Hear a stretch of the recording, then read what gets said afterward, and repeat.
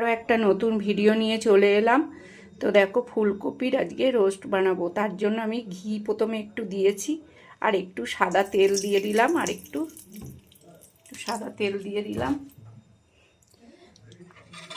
আগে ঘি দিয়েছি, আবার আরেকটু ঘি দিয়ে দিলাম।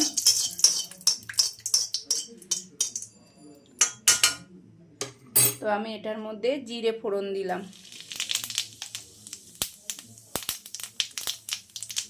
দিয়ে আমি এই যে ফুলকপিটাকে আমি একটু ভাপিয়ে নিয়েছিলাম সামান্য একটু নুন দিয়ে, কারণ পোকা টোকা থাকে তো ওর জন্য একটু হালকা করে ভাপিয়ে নিয়েছি।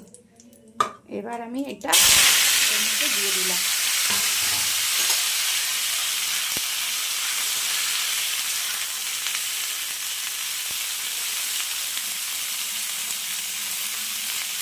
ভাজার মতো করে নেবো, বেশি লাল করবো না, এটা একটু সাদাই